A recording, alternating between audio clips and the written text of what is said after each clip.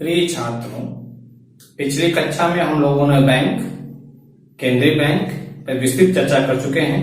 आज हम लोग भारतीय रिजर्व बैंक पर विस्तृत चर्चा करेंगे। जैसा कि आप लोग जानते हैं कि भारत में इंपीरियल बैंक जो था वो साख नियंत्रण का काम करता था और ब्रिटिश गवर्नमेंट मौद्रिक नियंत्रण था। क्योंकि दोनों संस्थाओं में समन्वय न होने के कारण बहुत ही बैंकिंग क्षेत्र में समस्याएं दृष्टिगोचर हो रही थी। इस कारण ब्रिटिश गवर्नमेंट ने 1925 में यंग हिल्टन कमीशन की नियुक्ति की। यंग हिल्टन कमीशन ने देश में एक केंद्रीय बैंक की स्थापना पर बल दिया। तत्पश्चात ब्रिटिश गवर्नमेंट ने केंद्रीय बैंक जांच समिति 1931 में गठित की। केंद्रीय बैंक जांच समिति ने भी यंग हिल्टन कमीशन द्वारा दी गई सिफारिशों को सही माना, जिसके फलस्वरूप ब्रिटिश गवर्नमेंट ने रिजर्व बैंक एक्ट 1934 पास किया और 1 अप्रैल 1935 को भारतीय रिजर्व बैंक की स्थापना की गई। तो भारतीय रिजर्व बैंक की स्थापना है 1 अप्रैल 1935, जिसका मुख्यालय था, शुरुआत में मुख्यालय जो था कोलकाता रखा गया। बाद में 1937 में इसे मुंबई शिफ्ट कर दिया। आज रिजर्व बैंक ऑफ इंडिया का मुख्यालय मुंबई में ही है। इसके 4 स्थानीय कार्यालय बनाए गए हैं सुविधानुसार। नई दिल्ली में, मुंबई में, कोलकाता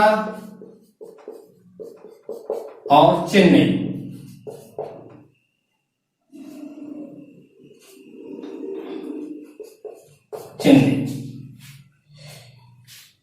ये चारों स्थानीय कार्यालय बनाए गए हैं। इनके मैनेजमेंट के लिए लोकल प्रबंध तंत्र बनाया गया है, जिसमें कि 5 मेंबर होते हैं, जिसकी नियुक्ति भारत सरकार करती है उस क्षेत्र से जुड़े लोगों को, जिनका कार्यकाल 4 वर्ष होता था।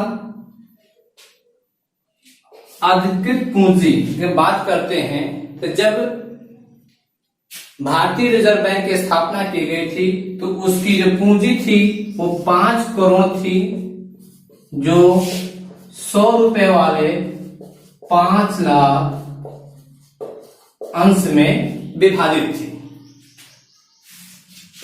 भारतीय रिजर्व बैंक एक निजी क्षेत्र में स्थापित केंद्रीय बैंक था, जिसका राष्ट्रीयकरण 1 जनवरी 1949 को किया गया। तत्पश्चात जो 5 करोड़ की अधिकृत पूंजी थी उसे भारत सरकार ने खरीद लिया। तब से भारतीय रिजर्व बैंक सरकारी स्वामित्व के अंतर्गत आ गया है। अगर हम बात करते हैं आरबीआई के चिन्ह की, आरबीआई का एक अपना चिन्ह है जिसे लोगो बोलते हैं, और उस चिन्ह पर एक ताड़ का वृक्ष है। ये अक्सर पूछा जाता है कि आरबीआई के जो चिन्ह है या लोगो हो, इस पर किस वृक्ष का चित्र है, तो वो वृक्ष है ताड़ का वृक्ष।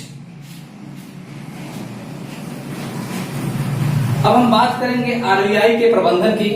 तो आरबीआई का जो प्रबंध है वो एक प्रबंध निदेशक मंडल के द्वारा किया जाता है, जिसमें कि 20 सदस्य होते हैं, जिसकी नियुक्ति 20 प्रबंध जो सदस्य होते हैं उसमें एक होता है गवर्नर, जिसकी नियुक्ति भारत सरकार द्वारा की जाती है। इनका जो कार्यकाल होता है 5 वर्ष होता है। 4 उप गवर्नर होते हैं, इनका कार्यकाल 5 वर्ष होता है। और निदेशक स्थानीय कार्यालय द्वारा मनोनीत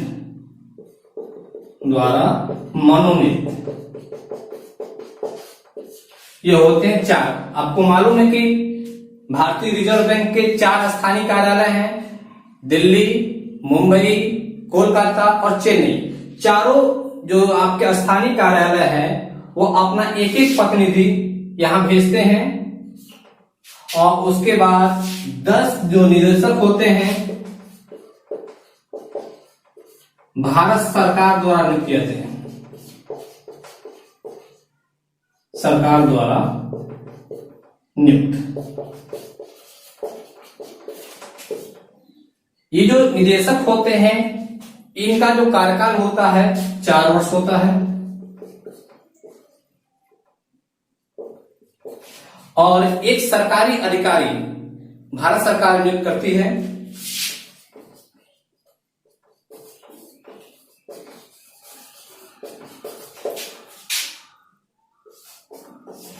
साधारणतः जो सरकारी अधिकारी होता है वो भारत का वित्त सचिव होता है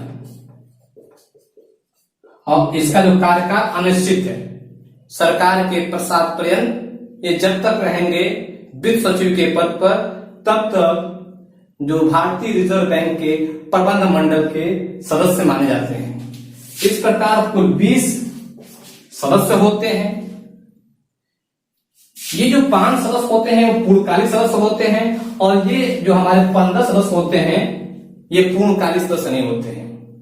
इसलिए इन 5 सदस्यों को भारतीय रिजर्व बैंक द्वारा वेतन व भत्ता दिया जाता है, वेतन व भत्ता दिया जाता है।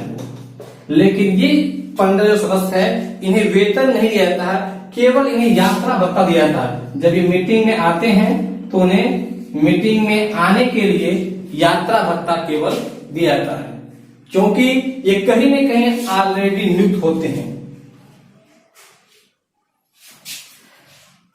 हम बात करें भारत के गवर्नर की, तो सबसे पहले जो गवर्नर हमारे यहाँ थे वो ओस्वान स्मिथ थे। जो क्वेश्चन पूछता है कि रिजर्व बैंक के पहले गवर्नर कौन है, तो रिजर्व बैंक के जो पहले गवर्नर है ओस्वान स्मिथ।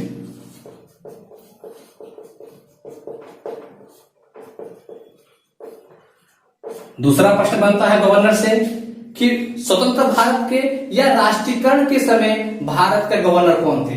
तो राष्ट्रीयकरण की बात करें या स्वतंत्रता के समय की बात करें तो उसमें सीडी देशमुख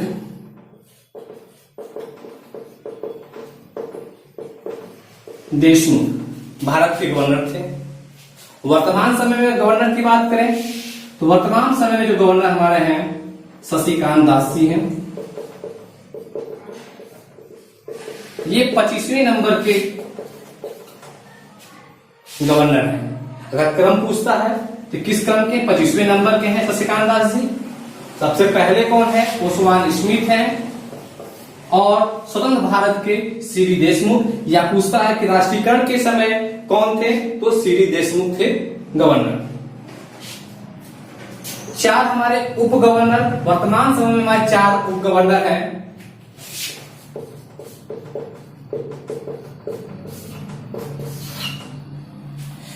टी रवि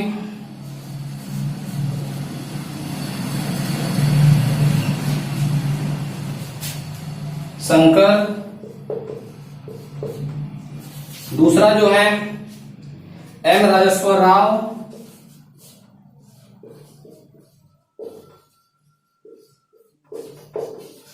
तीसरा जो हमारे हैं एमडी पात्र,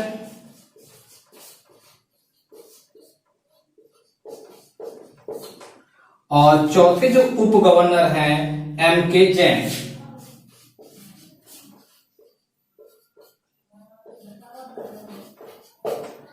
वर्तमान समय की हम बात करते हैं कि वर्तमान समय में आने उप गवर्नर कौन कौन है, तो वर्तमान समय में गवर्नर जो शशिकांत दास जी हैं और उप गवर्नर टी रविशंकर जो भी हाल ही में नियुक्त किए गए 2021 में, एम राजेश्वर राव 2020 में नियुक्त किए गए हैं। इन सभी का जो कार्यकाल होता है 5 वर्ष होता है। एम डी पात्र और एम के जैन ये जो हैं हमारे भारतीय रिजर्व बैंक के वर्तमान उप गवर्नर हैं। अब हम बात करते हैं भारतीय रिजर्व बैंक के कार्य की। तो भारतीय रिजर्व बैंक जो भी कार्य है, आपको हम लोगों ने केंद्रीय बैंक के कार्य पढ़ाया था, तो आपको मालूम है कि भारतीय रिजर्व बैंक भी एक केंद्रीय बैंक है।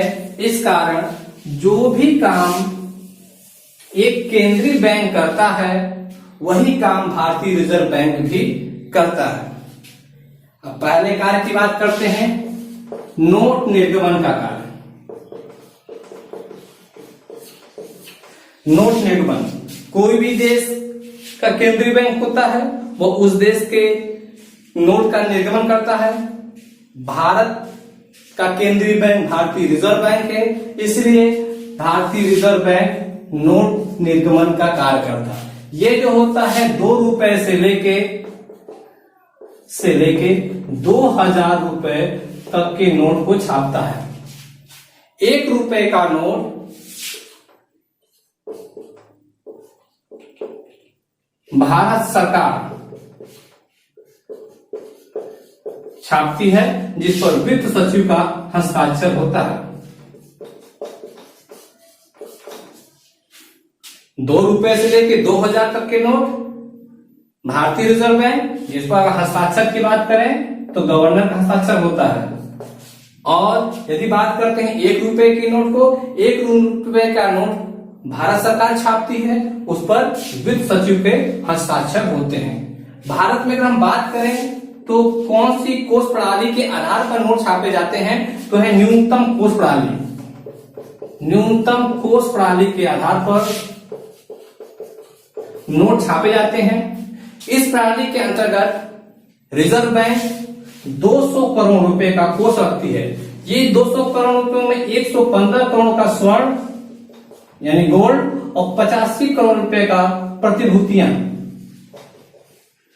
अपने पास रखती है और उसके बाद वो नोट छापती है। इस प्रणाली में, न्यूनतम कोष प्रणाली में, एक न्यूनतम कोष रखकर जितना भी चाहे नोट छाप सकती है।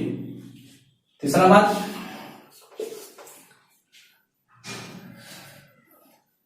अगर हम बात करें प्रेस की, note printing press,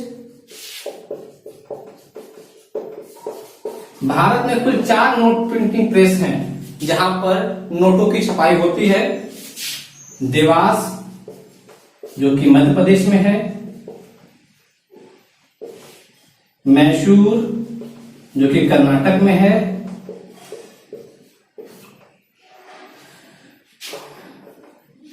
Nashik Maharashtra में है,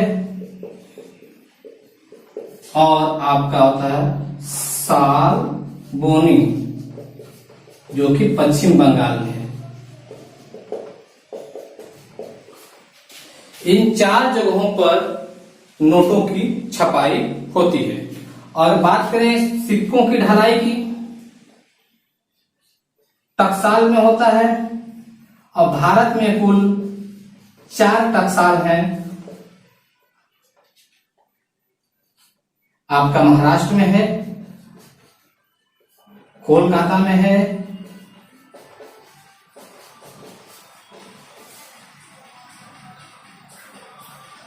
हैदराबाद में है,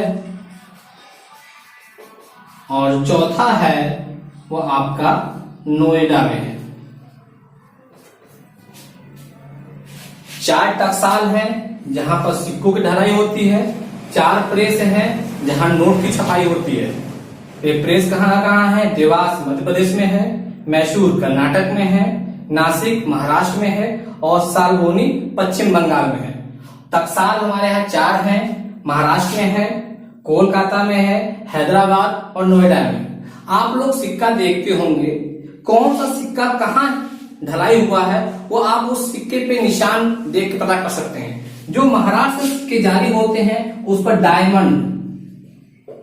डायमंड का चिन्ह बना होता है ऐसे करके, ये आप कोई भी सिक्का उठा के देखेंगे जहां सन लिखा होता है, उस सन के नीचे अगर ध्यान से देखेंगे तो एक चिन्ह बना होता है। अगर डायमंड का चिन्ह बना होगा तो वो सिक्का की ढलाई महाराष्ट्र में हुई। यदि कोई चिन्ह नहीं बना है तो उस सिक्के की ढलाई कोलकाता में हुई है। यदि स्टार सितारा यानी एक ऐसे चिन्ह बने होंगे, स्टार बने होंगे, तो स्टार अगर बना है तो उसका ढलाई जो हुआ है हैदराबाद में है। यदि केवल एक डॉट बना है तो उस सिक्के की ढलाई नोएडा में हुई है। हम इन चिन्हों के द्वारा पता कर सकते हैं कि कौन सा सिक्का किस टकसाल में ढलाया है। महाराष्ट्र में जो सिक्के ढलाते हैं वहां पर आपका डायमंड का चिन्ह लगा रहता है। कोलकाता में कोई चिन्ह नहीं लगता है, बस केवल सन लिखा रहता है। हैदराबाद में जो सिक्के ढलाई होते हैं उसमें स्टार लगे होते हैं। जो नोएडा में सिक्के ढलाई होते हैं उसमें डॉट लगे होते हैं। बात करें अगले कार्य की तरफ चलते हैं। अगला कार्य जो महत्वपूर्ण कार्य है वो है आपका साख नियंत्रण।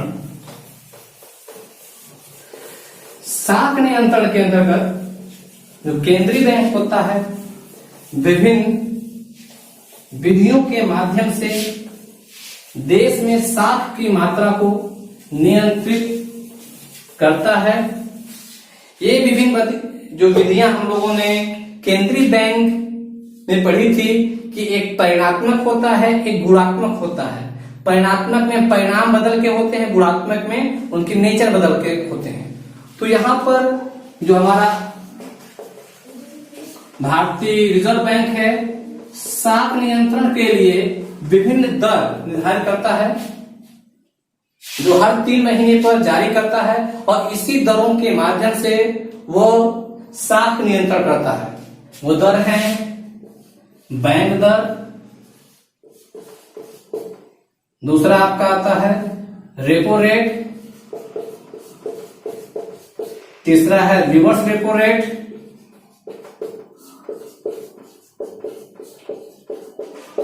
चौथा आपका आता है CRR नगद आरक्षित अनुपात, चौथा आता है आपका पांचवा SLR वैधानिक तरलता अनुपात। पहले हम जानते हैं कि ये होता क्या है। बैंक दर जो केंद्रीय बैंक होता है या कह सकते हैं जो भारत का केंद्रीय बैंक है, भारतीय रिजर्व बैंक है, बैंकों को जो दीर्घकालीन ऋण देता है उसके बदले में वो उनसे ब्याज लेता है। जो वो ब्याज रेट होता है उसी ब्याज रेट को हम बोलते हैं बैंक दर दीर्घकालीन ऋण के लिए। यदि बैंक जो होते हैं अल्पकालीन ऋण लेते हैं तो अल्पकालीन ऋण के लिए बैंक उनसे प्रतिभूतियां मांगता है और उन प्रतिभूतियों की जमानत पर उन्हें अल्पकाल के लिए ऋण देता है। तो जो उस पर जो दर होता है उस दर को बोलते हैं रेपो रेट।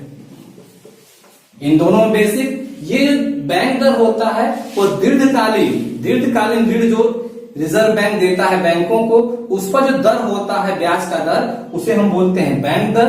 जो अल्पकाल के लिए केंद्रीय बैंक अन्य बैंकों को लोन देता है उसका जो दर कहलाता है रेपो रेट। वर्तमान समय में अगर हम बैंक दर की बात करें तो वर्तमान समय में जो हमारा बैंक दर चल रहा है 4.25% और रेपो रेट हमारा जो चल रहा है 4%। आज समझ सकते हैं जब कोई इस पर आपको जमानत ली जाती है, यहां पर जमानत नहीं है, इस कारण इसका ब्याज रेट ज्यादा है, 4.25 लेता है क्योंकि इसके बदले में दीर्घकालीन के लिए ऋण देता है और केंद्रीय बैंक व्यापारिक बैंकों से कोई भी जमानत नहीं लेता है, लेकिन अल्पकालीन के लिए जब भी ऋण देता है वो उसके बदले में उनकी प्रतिभूतियों को गारंटी स्वरूप लेता है, इसलिए इसका ब्याज रेट बहुत कम है, 4%। रिवर्स रेपो रेट, जब बैंकों के पास अतिरिक्त पैसा होता है, वो जनता को लोन नहीं दे पाते हैं, जो पैसा बचा रहता है, अगर उस बचे हुए पैसे को जब रिजर्व बैंक के पास जमा करते हैं तो रिजर्व बैंक भी उन्हें ब्याज देता है। जिस दर से ब्याज देता है उसी दर को बोलते हैं रिवर्स रेपो रेट। वर्तमान समय में रिवर्स रेपो रेट है 3.75%। अब आते हैं CRR, नगद आरक्षित अनुपात। जो भी व्यापारिक बैंक होते हैं जो जनता से पैसा स्वीकार करते हैं, उसका एक हिस्सा नगद आरक्षित अनुपात जिसको बोलते हैं हम लोग, वो आपको रिजर्व बैंक के पास रखना पड़ता है, आपको रिजर्व बैंक को जमा करना पड़ता है। अगर बात करें कि 100 रुपया किसी ने FD कराया तो उसका एक निश्चित परसेंट, जो वर्तमान में CRR की रेट चल रही है 4%, इट मीन्स इस 100 रुपए का 4 रुपया तत्काल उनको केंद्रीय बैंक में जमा करना होगा। यही जो होता कहलाता है नगद आरक्षित अनुपात। हम बात करते हैं SLR, इसमें बोलते हैं वैधानिक तरलता अनुपात। वैधानिक तरलता अनुपात से आशय कि बैंक अपने पास तरल रूप में कुछ पैसा रखेगी, वो कितना रखेगी वो रिजर्व बैंक इस रेट के माध्यम से तय करती है। वर्तमान समय में 18% SLR है। इसका मतलब है अगर जनता ने 100 रुपए जमा किया है तो 4 रुपए तो CRR के माध्यम से ये जमा हो जाएगा RBI में, और 18 रुपया बैंक अपने यहाँ रखेगी। अपने यहाँ ये स्वर्ण में भी रख सकती है, अपने यहाँ ये प्रतिभूतियों के रूप में भी रख सकती है, लेकिन इसको रखना पड़ेगा। शेष जो पैसा बचेगा, जो बच गया आपका 78 रुपया, इसे वो चाहे तो ऋण के माध्यम से दे सकती है। हमें आशा है कि आप लोग समझ गए होंगे। अब उसका साख नियंत्रण में इनका उपयोग कैसे होता है, अब समझते हैं। बैंक दर, जब रिजर्व बैंक को लगता है कि हमें मुद्रा की मात्रा को विस्तारित करना है तो इस रेट को क्या करेगा, वो कम कर देगा। जब कम दर पर बैंकों को मिलेगा पैसा तो वो कम दर पर जनता को देंगे, जिससे कि साख का विस्तार होगा। अगर चाहता है कि नहीं साख संकुचित किया जाए तो केंद्रीय बैंक तुरंत ये रेट बढ़ा देगा। जब रेट बढ़ा देगा तो जो बैंकों को ज्यादा रेट पर पैसा मिलेगा, जब ज्यादा रेट पर पैसा मिलेगा तो बैंक जनता को ज्यादा रेट पर देंगे, जिसके कारण जनता कम लोन लेगी। इस प्रकार साख का संकुचन होने लगेगा।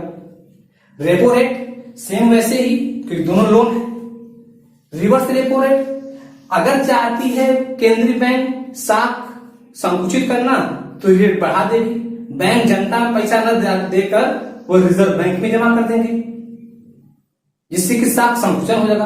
अगर केंद्रीय बैंक चाहती है साख का विस्तार हो तो रिवर्स रेट को कम कर देगी। जब रिवर्स रेट को कम कर देगी तो जो व्यापारिक बैंक हैं रिजर्व बैंक में पैसा न जमा करके वो जनता को लोन के रूप में पैसा बांट देंगे। CRR द्वारा जब हम नगद कोष अनुपात को बढ़ा देंगे तो बढ़ाने का प्रतिफल यह होगा तो मुद्रा कम हो जाएगी बैंकों के पास, जिससे वो कम दे पाएंगे जनता को, जिससे कि मुद्रा का संकुचन होगा साख का। लेकिन यदि चाहती है केंद्रीय बैंक कि आप साख का विस्तार हो तो अपने रेट को कम कर देगी। जैसे ही रेट कम करेगी बैंकों के पास पैसा बढ़ जाएगा। जब पैसा बढ़ेगा तो वो दे देंगे जनता को। SLR द्वारा भी साख नियंत्रण किया जाता है। इसके तहत यदि हम रेट को घटा देंगे तो बैंकों के पास ज्यादा पैसा हो जाएगा, जो जनता में दे देंगे तो मुद्रा का साख का विस्तार होगा। अगर इसको हम बढ़ा देंगे तो बैंकों के पास कम मुद्रा हो जाएगी, जब कम होगा तो वो कम पैसा देंगे जनता को, तो साख का संकुचन होगा। तो इन 5 रेट के माध्यम से जो भारतीय रिजर्व बैंक है शाख का नियंत्रण करती है। अक्सर आप लोगों से वैकल्पिक प्रश्न के माध्यम से चाहे कंपटीशन में इनके रेट वो इनकी मीनिंग्स के बारे में क्वेश्चन पूछता है। और ये जो रेट होते हैं हर 3 महीने में समीक्षा के बाद केंद्रीय बैंक द्वारा जारी किए जाते हैं। ये प्रथम तिमाही में जारी किया गया रेट है भारतीय रिजर्व बैंक द्वारा। Bank rate 4.25, repo rate 4%, reverse repo rate, ये ध्यान रखिएगा रिवर्स रेपो रेट ये हमेशा कम होता है। जैसे कि अगर हम लोन लेने जाते हैं और पैसा जमा करते हैं बैंक में तो लोन का रेट ज्यादा होता है और हम पैसा जमा करते हैं उसका कम होता है। वैसे ही जब बैंक जमा करने जाती है उसको कम मिलता है, जब लोन लेती है रिजर्व बैंक से उसको ज्यादा देना पड़ता है। बैंक के आने का जो हम लोग केंद्रीय बैंक में पढ़े थे, केंद्रीय बैंक में समाशोधन का कार्य, तो रिजर्व बैंक समाशोधन का कार्य करता है, अंतिम ऋणदाता का कार्य करता है। Reserve bank of India Bharat में विदेशी विनिमय का संरक्षक है। जितने भी विदेशी कोष होते हैं उनका संरक्षण भारतीय रिजर्व बैंक द्वारा किया जाता है। अंतिम ऋणदाता आपने देखा इन माध्यमों से वो केंद्रीय बैंक जितने भी व्यापारिक बैंक होते हैं उन्हें अंतिम रूप से ऋण प्रदान करता है। सरकार का बैंकर, सरकार का एजेंट, सरकार का सलाहकार जो भारतीय रिजर्व बैंक है, भारत सरकार का बैंकर है। इसमें भारत सरकार के बहुत से अकाउंट हैं जो आपके टैक्सेस के अकाउंट हैं। एजेंट के रूप में कार्य करता है, जो टैक्स का कलेक्शन होता है चाहे डायरेक्ट टैक्स है इनडायरेक्ट टैक्सेस वो इनके माध्यम से ही जमा होता है भारत सरकार के खाते में। और सलाहकार केंद्रीय जब भी वित्त से संबंधित कोई भी नीति बनती है तो भारतीय रिजर्व बैंक भारत सरकार को महत्वपूर्ण सुझाव व सलाह देता है। आज की कक्षा में इतना ही। अब हम लोग अगली कक्षा में भारतीय स्टेट बैंक पर चर्चा करेंगे। धन्यवाद।